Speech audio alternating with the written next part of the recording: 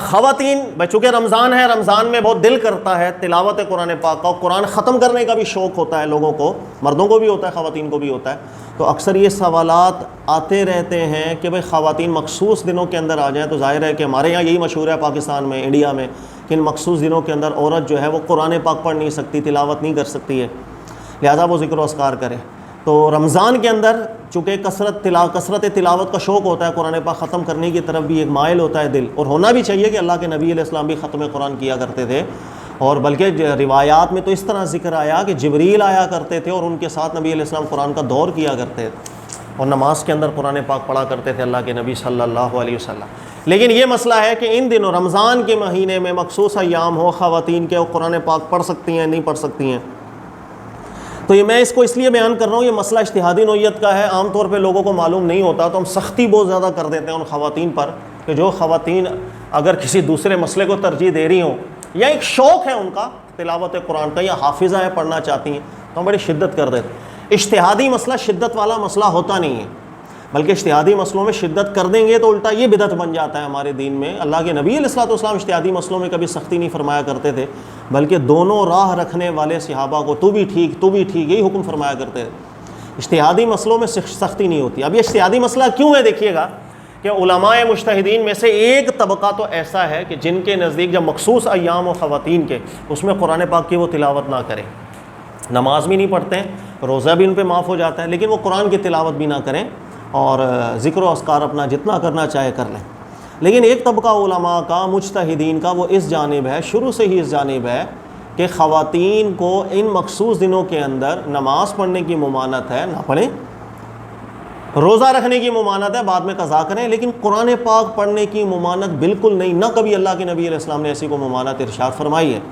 اب یہ دو موقف کیوں بنے، ان دونوں کے استدلال کیا، میں آپ کو سمجھا دیتا ہوں. دیکھیے گا کہ کوئی ایک دلیل نہ قرآن کی آیت میں، نہ ہی حدیث صحیحہ کے اندر کہ اللہ تعالیٰ نے قرآن پاک میں منع فرما دیا ہو کہ ایسی خواتین قرآن نہ پڑھیں، یا کسی صحیح حدیث میں اللہ کے نبی علیہ الصلوۃ والسلام نے ارشاد فرمایا ہو کہ ایسی خواتین مخصوص ایام میں قرآن نہ پڑھیں. اچھا، کچھ روایات آئی ہیں جیسے لا تقرأ الحائض شیئا من القرآن، کہ حائضہ عورت قرآن نہ پڑھے، لیکن یہ جتنی بھی روایتیں ہیں نہ سندن صحیح ہیں نہ متنن صحیح ہیں. جملہ محدثین کرام نے اس پر اعتراض ہی کی ہے. لہذا پہلی بات ذہن میں رکھ لیے گا، کوئی حدیث ثابت نہیں ہے، نہ قرآن پاک کی آیت کہ ان مخصوص دنوں کے اندر ممانعت کی گئی ہو کہ عورت ہے وہ قرآن نہ پڑھے، یا کوئی حدیث صحیح ہو کہ عورت ان دنوں میں قرآن پاک نہ پڑھے. تو اب یہ اختلاف ہوا کیوں؟ یہ اختلاف ہوا تھا اصل میں، یہ بات ہمارے دین میں ثابت ہے اور تواتراً چلتی ہوئی آ رہی ہے، کسی مجتہد کا اختلاف نہیں قرون اولیٰ سے، سلف سے، کہ مرد پر جس وقت جنابت طاری ہو جاتی ہے، غسل واجب ہو جائے، تو اب اس پر فرض ہے کہ غسل کرے، نماز پڑھے. تو جب تک مرد جنابت کی حالت میں ہو، اس کو قرآن پاک پڑھنے کی اجازت نہیں ہے. یہی اللہ کے نبی علیہ السلام کی ایک سنت ہے جو شروع سے چلتی بھی آ رہی ہے، جو صحیح روایات سے ثابت بھی ہے، جس پر عمل بھی ہے. جیسے عائشہ صدیقہ سے مروی ہے کہ اللہ کے نبی علیہ السلام ہر حالت میں اللہ کا ذکر کرتے تھے، لیکن جب جنابت کی حالت کے اندر ہوتے اس وقت قرآن پاک نہیں پڑھا کرتے تھے. یہ کئی روایتیں. تو جنابت کے اندر قرآن پاک پڑھنا مرد کو منع ہے. اب وہ غسل کرے، پاک ہو، نماز پڑھے، قرآن پڑھے.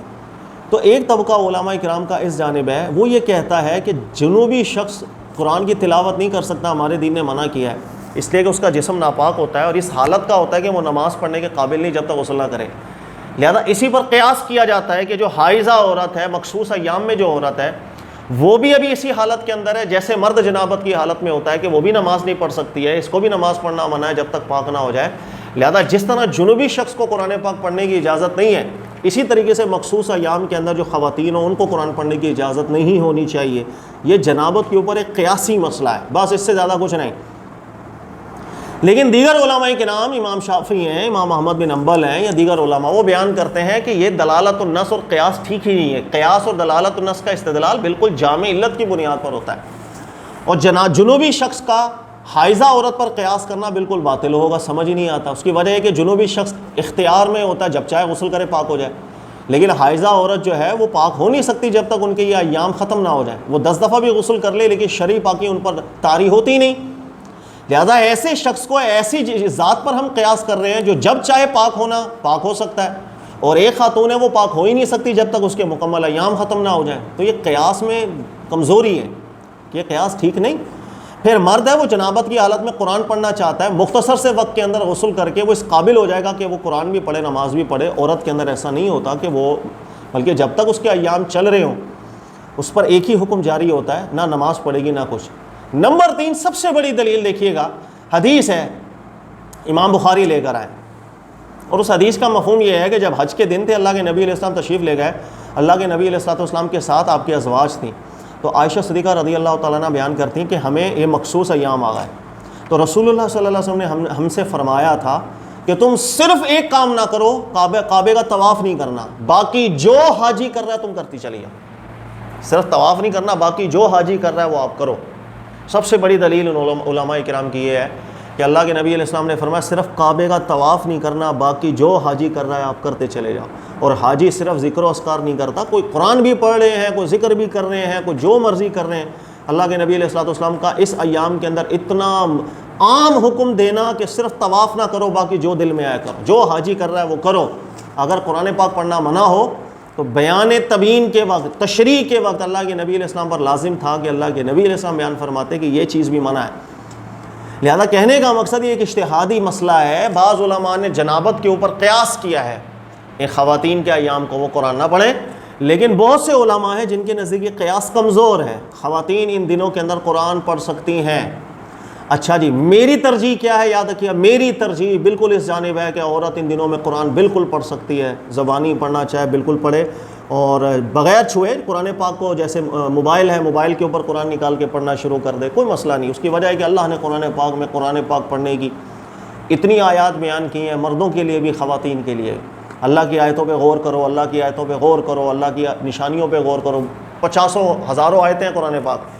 اگر مقصود کسی دنوں کے اندر ایسا ہو کہ قرآن پڑھنے کی اجازت نہ ہو اور اللہ نے کوئی حکم ارشاد نہ فرمایا ہو، پہلی بات۔ نمبر 2، ایسا مسئلہ کہ خواتین ہر مہینے میں، اس میں چونکہ تلویث ہوتی ہے خواتین کی، اور اللہ کے نبی علیہ الصلوۃ والسلام اس متعلق ایک بھی حدیث ایسی نہ ہو جو اللہ کے نبی سے صحیح سندن ہم تک مروی ہو، ایسا ہو نہیں سکتا۔ یہ دین ہمارا کامل ہے، اس لیے میرے نزدیک بھی ان ایام کے اندر خواتین قرآن پاک بالکل پڑھ سکتی ہیں، یہی قول راجح ہے، دلیل میں مضبوط ہے۔